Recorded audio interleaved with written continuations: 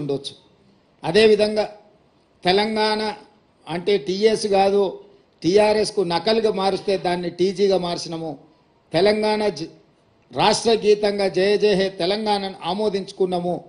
తెలంగాణ యొక్క తల్లి అని అంటే తెలంగాణ ప్రజలకు స్ఫూర్తి నింపే విధంగా ఉండాలి అని చెప్పి కవులను కళాకారులను సంప్రదించాలన్న నిర్ణయం తీసుకున్నాము. తెలంగాణ రాష్ట్ర అధికారిక చిహ్నాన్ని కూడా పోరాటానికి స్ఫూర్తిగా త్యాగాలకు నిలవుగా ఉండాలి అని చెప్పి దీని మీద కూడా మార్పు కోసం ఒక కమిటీని వేయడం ద్వారా ఈ అన్ని కూడా చర్యలు చేపట్టాలని మా ప్రభుత్వము తీసుకున్నది. అంటే ఒక పక్కన భాషాపరంగా, తెలంగాణ సంస్కృతి పరంగా, తెలంగాణ ప్రజల యొక్క మనోభావాలను గౌరవించుకుంటూ అదేవిధంగా పరిపాలనను కూడా నూతన సాంకేతిక విధానంతో ముందుకు వెళ్ళి హైదరాబాద్లో మెట్రో రైలు, మూసీ రివర్ ఫ్రంట్ను, హైదరాబాదు నగరానికి రావాల్సిన తేవాల్సిన తాగునీటి జలాల విషయంలో కూడా ఒక స్పష్టమైన కార్యాచరణతోని, అదేవిధంగా సాగునీటి ప్రాజెక్టులు ఏ ఒక్కటి కూడా తెలంగాణ వచ్చినాక పూర్తి కాలేదు. ఉమ్మడి రాష్ట్రంలో మొదలైన ప్రాజెక్టులు కావచ్చు, తెలంగాణ రాష్ట్రంలో వచ్చినాక కేసీఆర్ పిలిచిన ప్రాజెక్టులు కావచ్చు, ఒక్కటి కూడా పూర్తి కాలేదు. వాటిని పూర్తి చేయడానికి కూడా ఒక మంచి కార్యాచరణను తీసుకొని మేము ముందుకు వెళ్తున్నాము.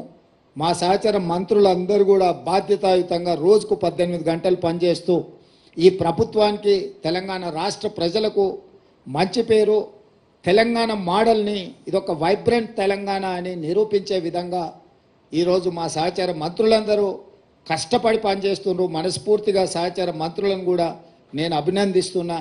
మా శాసనసభ్యులు కూడా ఎక్కడికక్కడ ప్రజలతో మమేకమై ప్రజల దగ్గరికి వెళ్ళి ఆర్భాటాలు హంగులు లేకుండా, పోలీసు సైరన్లు లేకపోతే ముందల వెనకాల బార్లు తీరిన కార్లు కాకుండా మేము ప్రజలలో మమేకమవుతాం, ప్రజలు ఎన్నుకుంటేనే మేము ఈ స్థాయికి వచ్చినామని మా శాసనసభ్యులు కూడా ఒక బాధ్యతతో వ్యవహరించడం, ఇవన్నీ కూడా మాకు సంతృప్తినిచ్చింది. వీటన్నిటిని దృష్టిలో పెట్టుకొని 100 రోజులు సహకరించిన మీడియా మిత్రులకు, అదేవిధంగా తెలంగాణ సమాజానికి మనస్ఫూర్తిగా వారికి కృతజ్ఞతలు, ధన్యవాదాలు. పిసిసి అధ్యక్షుడిగా, అదేవిధంగా తెలంగాణ రాష్ట్ర ముఖ్యమంత్రిగా వాళ్ళందరికీ కృతజ్ఞతలు తెలియజేస్తున్నా. మీడియా మిత్రులకు కూడా ధన్యవాదాలు. కొంత సంవయనం పాటించి మీరందరూ కూడా తెలంగాణ ప్రజలకు కావలసిన విషయాలను ముందుకు తీసుకొస్తున్నారు. మీరు కూడా భవిష్యత్తులో ఇదే విధంగా సహకరించాలి.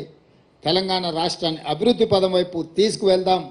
10 సంవత్సరాల్లో జరిగిన నష్టాన్ని, వచ్చిన కష్టాన్ని మనం ఎదుర్కొని నిలబడి దేశం ముందు వైబ్రెంట్ తెలంగాణను మనం నిలబెడదాం. ఈ తెలంగాణకు ఒక మెగా మాస్టర్ ప్లాన్ తయారు చేస్తున్నాం, వైబ్రెంట్ తెలంగాణ 2050. దాంట్లో భాగంగా మీ అందరి సలహాలు సూచనల కోసం ఎన్నికలు ముగిసిన వెంటనే సంప్రదింపుల ప్రక్రియ మొదలుపెట్టి ఒక మంచి ప్రణాళికను 2050 కోసం తెలంగాణ అభివృద్ధిని, తెలంగాణ సంక్షేమాన్ని ముందుకు తీసుకెళ్లడానికి మా ప్రభుత్వం వస్తుంది అని చెప్పి మీకు అందరికీ తెలియజేస్తున్నాను.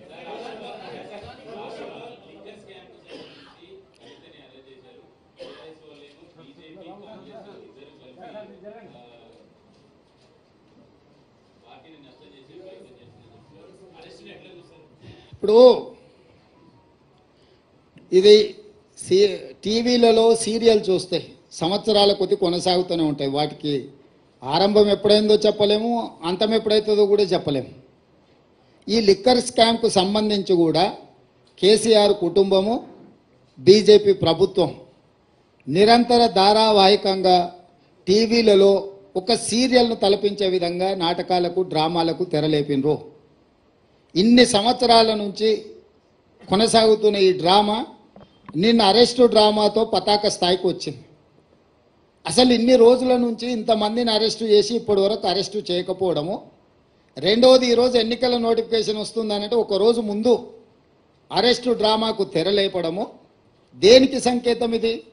అంటే అవినీతి మీద చర్యలు తీసుకున్నామని ఛాంపియన్షిప్ వాళ్ళు తీసుకోవాలని, సానుభూతుల కోటాలో వీళ్ళు ప్రజల సానుభూతి పొందాలి, మమ్మల్ని ఇబ్బంది పెడుతుండ్రు, మమ్మల్ని జైలు పాలు చేస్తున్నారని చెప్పుకోవాలి వీళ్ళు అని ఇద్దరు కలిసి ఒక వ్యూహాత్మక రాజకీయ ఎత్తుగడతో వస్తుండ్రు. ఈరోజు ఇన్ని రోజులు, ఇన్ని నెలలు, దాదాపుగా 2022లో మొదలైన ఈ డ్రామా 2024 మార్చ్ ఎన్నికల నోటిఫికేషన్కు ఒక రోజు ముందు అరెస్టుతో